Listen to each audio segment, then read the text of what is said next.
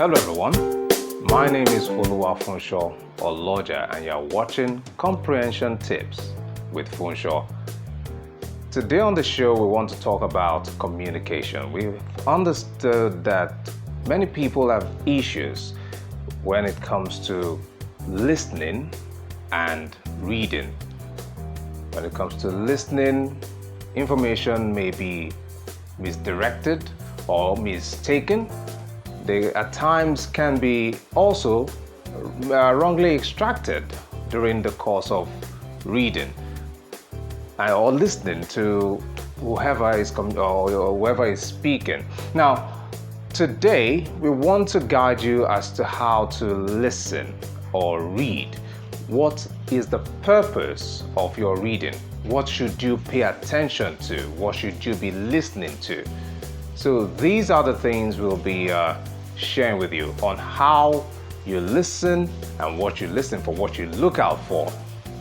On the first list, I'd say you listen for one, main idea. What is the main idea of that information being communicated to you? Is it something that you are to use for yourself? Is it something you are to communicate to another? Is it something you are not, you're privileged to? So things like this could be secrets, news, gossip, whatever the message from the speaker or the writer. It's important that you comprehend what is being communicated to you. So you don't wrongly take out information from that which you have heard or you have read to propagate it to someone else, and at the end it leads to unwanted issues or problems. Another is listening for supporting details. What are supporting details? Supporting details are facts that you can verify. You know, you listen to some people during the course of an argument or during the course of a discussion, and they share points just so they let you know that they are vast and they are well aware of what they're talking about. So to show that they're better informed, they give you facts. These facts are things you pay attention to. What are these facts? This could be anything, depending on the topic, depending on what is being conversed about. So the fact could be talking about statistics. It could be talking about a person's physical feature. It could be talking about a distinct information concerning that topic. So it's important that you know exactly what you're listening to and you don't lose it during the course of that conversation or during the course of your listening or reading. When it comes to reading, they're both identical in a way. That is why I'm mentioning that listening and reading. Remember, the first I mentioned is listening or reading for main idea. That is message, main idea, the message of which you are to get from that which was said or from that which is written, which you are reading. Now the second one, like I said, is listening or reading for what? For supporting details, in this case, facts. Now we move to the third one without wasting time. The third one is listening for sequence or reading for sequence. You need to know sequence. In this case is speaking about order. You've seen videos, maybe DIY videos, that is doing it yourself kind of videos, telling you, okay, to do this or to achieve this, the first thing you need to do is this. The second thing you need to do is this. The third you need to do is this. So that is telling you order. That is telling you, giving you the sequence of which you are to follow. So in the course of reading as well, let's say, for instance, you just bought a new gadget or a new appliance and you take out the manual The manual will guide you as to what to do first, then what to do next, and what to do thereafter. So if you don't use the manual to get the appropriate information or the appropriate order, you might find yourself in a state of distress. You start to worry, you start to put things where they're not meant to be. So it's important when you're listening for sequence. Whenever you're reading, you read for sequence. To move forward, another is listening for vocabulary. Vocabulary in this case is talking about semantics, that is, new words. At times it may not even be words, it might be grammar. So listening for new words or listening or reading for new words, you obtain new words. Some of us come across new words, the words we've never seen before. Some we have to check their meaning to see what they're trying to communicate there. Some we just, we might be able to get a context, but we're not certain what it is. So in this case, it's important that you better understand what you're reading or what you've listened to. Now, a quick recap. We talked about the first thing, main idea, which is the message, the main message.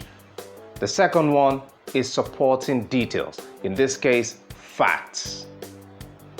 The third now, like I mentioned, is on what? It is on new vocabulary. Now, let's not waste much time on that. Let's move on to the other. We still have about 4 to go. Now, the fourth one in this case is cultural interest. Cultural interest is telling you about exposure. Exposure to people, their way of life, places, foods, many things like that. When you watch a documentary about how some people behave in some areas or some places or some regions, it will interest you to know, okay, what do they eat over there? How do they live? What are the misconceptions you have been told before, and how do you get to see that, this is contrary to what you know? And many of these things, this is where it is. This is listening for cultural interest. You might even read about people's festival. You might read about people's, you might even in the animal kingdom, you want to know what is going on, their habitat, how they behave, and what's not. So, listening or reading for cultural interest. All right, so we move to the next, and this time you listen or you read for opinion and attitude. Listening for opinion and attitude is another very interesting thing. So when you're listening for opinion or attitude, you're listening for the person's feeling. Who that person, the speaker or the writer, what does he or she feel at that particular point in time? There's a way you make a statement. It can be, you can tell whether the person is being objective, subjective, empathetic, or the person is just making a statement, being passive. Now, if you are not paying attention to what this person is saying in that light, if you don't listen closely to it, you might not be able to obtain whether the person is being objective or whether the person is being empathetic towards what the topic you both are conversing on is. Or maybe a writer, or what you have read, you might not be able to tell.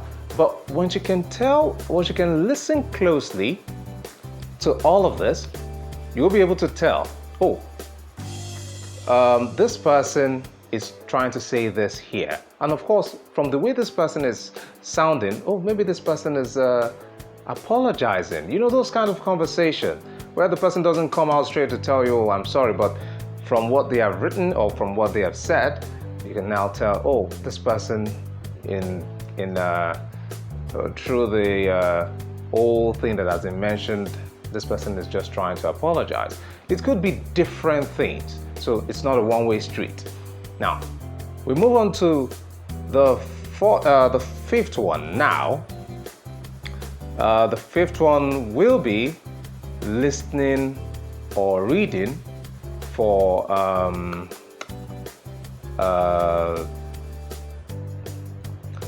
functional language. Yes, functional language in this case is talking about words or communication requiring your action. And at times it may not be your action. At times it could be advice, it could be suggestion, it could be a recommendation. So it could be asking or requesting that you accept or decline a particular request. Oh, excuse me. It could be requesting that you say, oh, I agree with this or I disagree with this. So with that, it's important that you are able to know when it is being communicated to you in such a manner. Let's take a quick recap again. The first one, like I mentioned earlier, is listening for main idea, that is the message. The next is supporting details, which is the facts. The third is vocabulary, which is semantics. The third is sequence. I might have mumbled them up. The third is a sequence, talking about the order. The fourth is the vocabulary, listening for or reading for vocabulary. That is, in this case, new words, semantics, the meaning of words. Now, you talk about the fourth, which is attitude and opinion. That is showing you the feeling of the speaker. You understand? So we've talked about even listening for cultural interest, and that is exposure, listening or reading for exposure. In all that we've mentioned, we have one more to go, I guess. We've talked about main ideas, supporting details, new sequence, vocabulary, cultural interest, attitude and opinion. And I think that's everything. Functional language. It's a wrap. So if you have been able to benefit something from this, which I believe you have, kindly leave a comment and let us know what you feel about it. Okay? And if you have some other information you would like to share, of course, we would happily welcome it. We hope to learn. We are learning from one another. So thank you so much for your time. I remain Funsho or Lodger, and this is Comprehension Tips with Funsho, coming to you on the platform of Habitat Studio. Thanks for watching. Have a great day.